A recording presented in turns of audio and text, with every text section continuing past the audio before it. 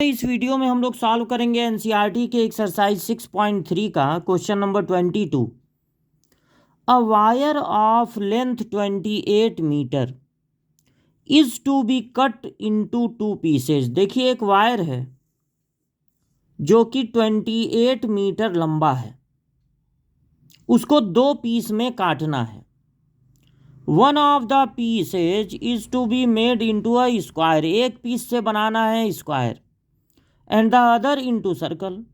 2 piece करना है, कोई ज़रूरी नहीं है कि दोनों एकदम इक्वल हों। ये नहीं कि 28 मीटर है तो 14 मीटर का एक, 14 मीटर का एक, बड़े छोटे पीसेज हो सकते हैं। एक को मोड़ कर बनाना है स्क्वायर और दूसरे को मोड़ के बनाना है circle. What should be the length of 2 pieces, दोनों पीसेज की लेंथ कितनी होनी चाहिए, so that the combined area of square and circle is minimum.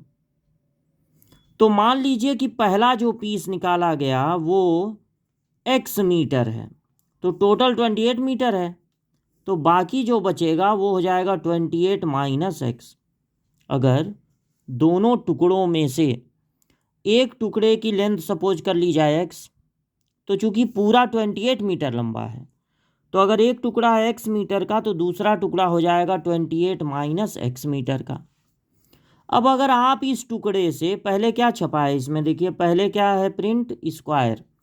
अगर आप इस टुकड़े से स्क्वायर बनाएंगे, मान लीजिए उसका साइड है ए, तो जो उस स्क्वायर का पेरीमीटर होगा वो किसके इक्वल होगा, पी से, मतलब यहां पर पेरीमीटर है, पेरीमीटर।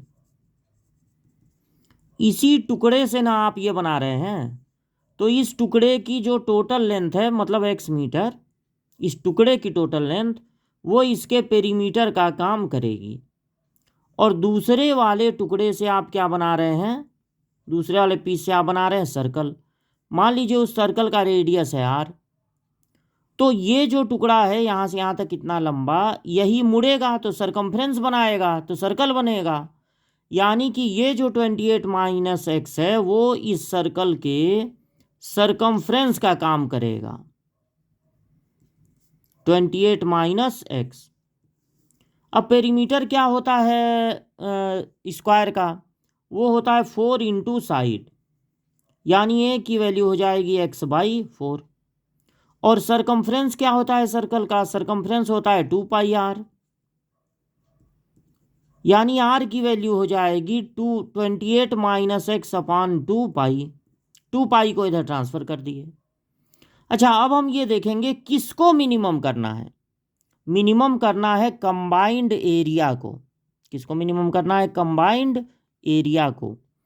तो जिसको मिनिमम या मैक्सिमम करना हो वो फंक्शन का काम करता है। तो मिनिमम करना है combined area of square and circle, यानी कि area of square plus, combined मतलब क्या, प्लस कर देना है, एरिया ऑफ सर्कल। अब एरिया ऑफ स्क्वायर क्या होता है, एरिया ऑफ स्क्वायर होता है ए स्क्वायर, यानी साइड का स्क्वायर। और एरिया ऑफ सर्कल क्या होता है, एरिया ऑफ सर्कल होता है πr²।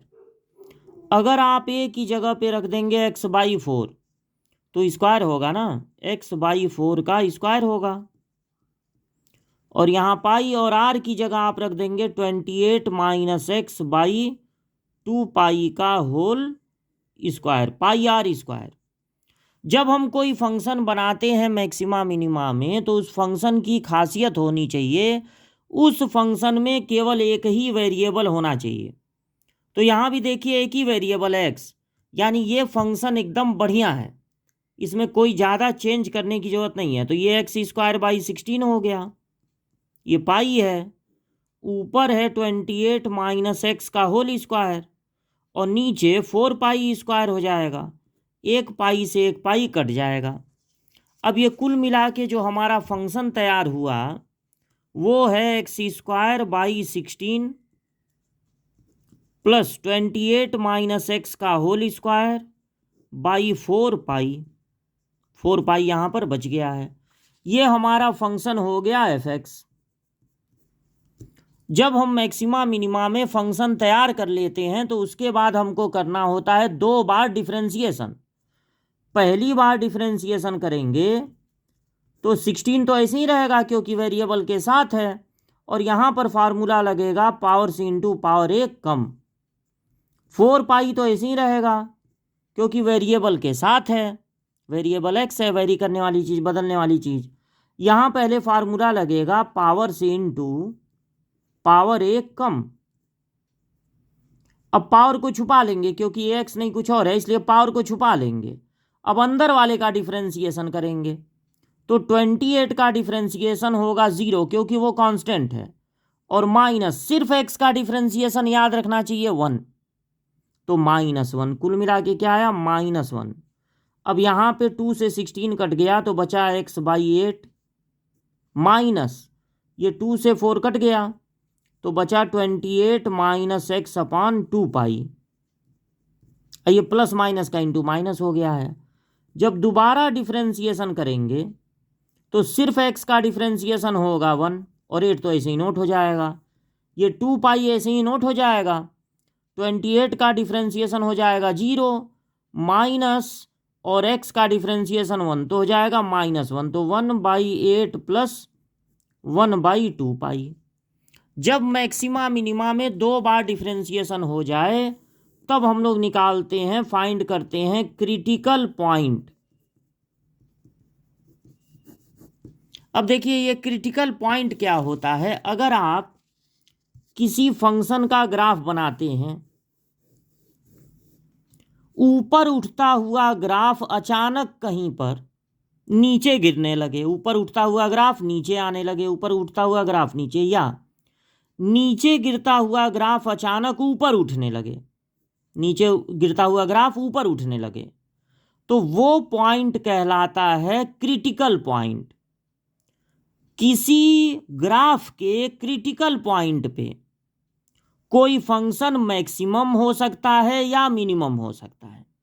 मैक्सिमम मिनिमम आपको मिल सकता है क्रिटिकल पॉइंट पे, इसलिए मैक्सिमा मिनिमा में क्रिटिकल पॉइंट को फाइंड करते हैं। क्रिटिकल पॉइंट पे जो टेंजेंट ड्रॉ होता है वो एक्स एक्सिस के पैरेलल होता है, इसलिए क्रिटिकल पॉइंट पे, हर क्रिटिकल पॉइंट पे जो फंक्शन का डिफरेंशिएशन है वो हो जाता है 0।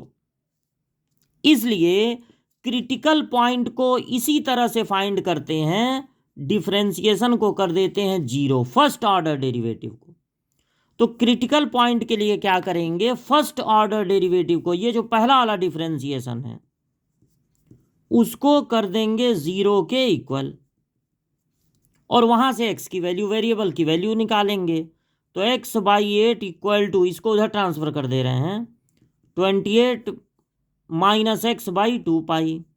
2 से इसको काट सकते हैं, 4 आएगा, 4 को इधर भेज दीजिए तो x इक्वल टू, या इधर मतलब क्रॉस मल्टीप्लाई कर दीजिए, x पाई या पाई x इक्वल टू होगा 4 8 जा 32, 3 बचा, 4 2 जा 8 और 3 11 माइनस 4x।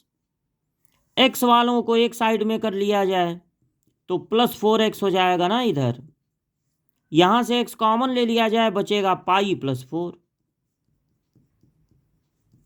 अब यहां पर क्रिटिकल पॉइंट एक ही आया, 112 अपॉन पाई प्लस 4। ये जो क्रिटिकल पॉइंट है इस पे फंक्शन मैक्सिमम भी हो सकता है और मिनिमम भी। अब ये कौन बताएगा कि जो क्रिटिकल पॉइंट मिला है उस पर ये वाला फंक्शन जिसका हम क्वेश्चन लगा रहे हैं वो मैक्सिमम होगा कि मिनिमम, ये बताएगा डबल डिफरेंशिएशन। ये जो x की वैल्यू मिली है एट दिस वैल्यू, ये चेक करना पड़ेगा कि जो हमारा डबल डिफरेंशिएशन है वो पॉजिटिव आ रहा है कि निगेटिव। देखिए हमारे डबल डिफरेंशिएशन में x है ही नहीं, x है नहीं कि x की वैल्यू रखें। अभी ये पूरी तरह से प्लस में है, ये भी पॉजिटिव, ये भी, तो जो x की वैल्यू हम फाइंड किए हैं उस पर भी वैल्यू यही रहेगी क्योंकि x तो इसमें है ही नहीं, यानी ये पॉजिटिव है और पॉजिटिव ही रहेगा।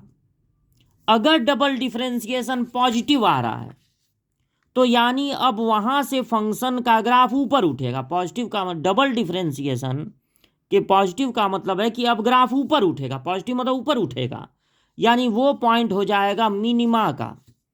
इसका मतलब है कि इस पॉइंट पे फंक्शन होगा मैक्सिमम, ओ सॉरी मिनिमम।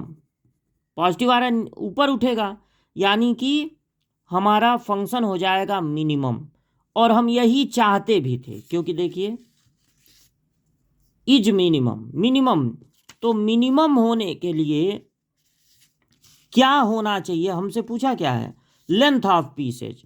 तो लेंथ ऑफ पीसेज होगा,